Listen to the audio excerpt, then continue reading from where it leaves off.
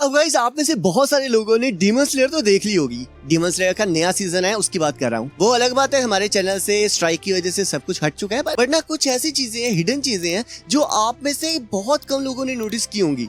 बस उसने नोटिस की होंगी जिसकी चील की निगाहें हैं। पर guys I am damn sure कि जो से मैं आपको 5 ईस्टर एग बताऊंगा उनमें से कोई ना कोई जरूर होगा जो आपने नोटिस भी नहीं किया होगा। तो अब बिना टाइम वेस्ट किए स्टार्ट करते हैं। तो अगर मैं पहले ईस्टर एग की बात करूं तो आपको याद होगा जब ग्यू अपने पास्ट के बारे में बता रहा था तब हमने एक चीज नोटिस की थी कि जो उनसे साबितों ने कपड़े पहने हुए थे और जो ग्यू की बहन के कपड़े थे, अगर आप ध्यान से देखो तो आप नोटिस करोगे कि ग्यू ने जो सा किमोनो पहना हुआ है और उसे किमोनो ही कहते हैं ना, शाबाश।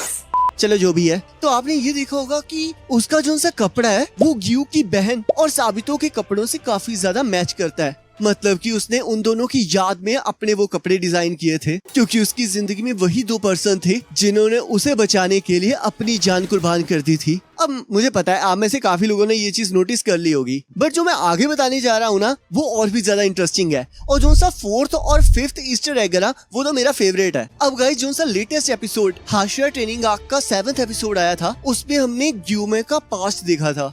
पर वहाँ पर आपने एक चीज नोटिस की कि जो बच्चा ग्यूमे और बाकी बच्चों को धोखा देता है वो और कोई नहीं, जेनित्सु का सीनियर था, जिसे हमने डीमन स्लेयर के सीजन 1 के एपिसोड नंबर 17 में भी देखा था। वैसे तो हमें उस टाइम उसका चेहरा नहीं दिखाया गया था, पर आप उसके गले के पेंडेंट और उसके हेयर स्टाइल से ये चीज कंफर्म कर सकते हो। अब गाइस अगला जो सा ईस्टर एग है वो इसी से रिलेटेड है। आपने हाशिया ट्रेनिंग आर्क के एपिसोड नंबर 7 की शुरुआत में देखा होगा कि जेनित्सु की बर्ड उसे एक लेटर देती है, जिसे पढ़कर जेनित्सु बहुत ज्यादा शॉक हो जाता है। और जब तांजीरो उससे मिलने आता है तब वो तांजीरो के साथ भी बहुत अजीब तरीके से बात कर रहा होता है और ऊपर से उसके सिर से खून भी निकल रहा होता है। तो गाइस असल बात ये है कि जेनित्सु का जो सीनियर होता है, जिसके बारे में हमने अभी अभी बात की थी, वो बाकी डीमंस के साथ मिल जाता है, जिसे सुनकर जेनित्सु के मास्टर सुसाइड कर लेते हैं। और ये सुनते ही जेनित्सु ये कसम खा लेता है कि वो अपने मास्टर का बदला उससे लेकर रहेगा और इसी वजह से वो अपने आप को बहुत ज्यादा ट्रेन करने लगता है, जिसकी लड़ाई हमें इन्फिनिटी कैसल आर्क में देखने को मिलेगी। और सच कह रहा हूँ वो देख के ना मजा आने वाला है। और फर्स्ट टाइम ऐसा होगा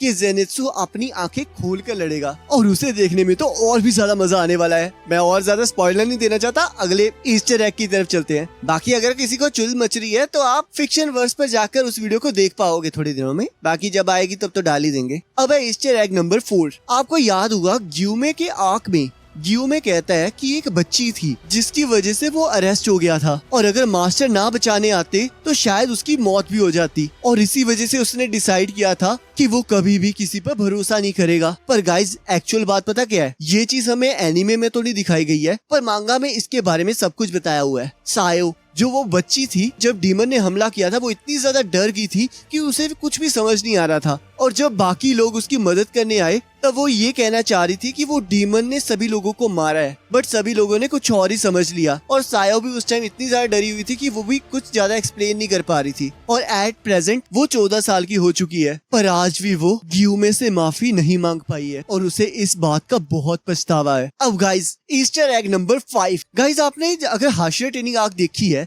तो आपने देखा होगा कि जब तांजीरो उस पत्थर को धक्का लगा रहा होता है तो उसके अंदर एक अजीब सी आग आती है। तो आपको ये मैं बता दूं कि ये आग हमने पहले भी देखी है। वो हमने देखी थी इन द मुगन ट्रेन, जहाँ फ्लेम हाशिया रेंगुकू अकाजा के साथ लड़ रहा होता है, और यहाँ रेंगुकू की याद में हमें वही फ्लेम दिखाई गई है जिसे यूज करके तांजीरो रेपिटेटिव मोशंस को कर पाता है। और ऊपर से हम देखते हैं कि तांजीरो का मार्क भी इवॉल्व हो चुका होता है, जो कि अब एक चोट की तरह दिखाई नहीं देता, वो एक कूल मार्क की तरह दिखाई देने लग गया है। अब रुक जाओ, अभी खत्म नहीं हुआ है, अभी 2 बोनसेस और हैं। गाइस जब आपने ग्यू का पास्ट देखा होगा तब आपने ग्यू की बहन को नोटिस किया होगा, पर आपने एक चीज नोटिस की कि ग्यू की बहन हमें एनीमे में पहले भी दिखाई गई है। मैं ये नहीं कहता कि डायरेक्टली दिखाई गई है, बट जो रिबन और जो कपड़े उसने पहने हुए हैं वो बिल्कुल वैसे ही थे जैसा कि हमने स्वॉर्डस्मिथ विलेज के एपिसोड नंबर 6 में देखा था, जहाँ गेन्या और सनामी अपनी माँ के मरने के बाद वहाँ से जा रहे होते हैं। अब जाते जाते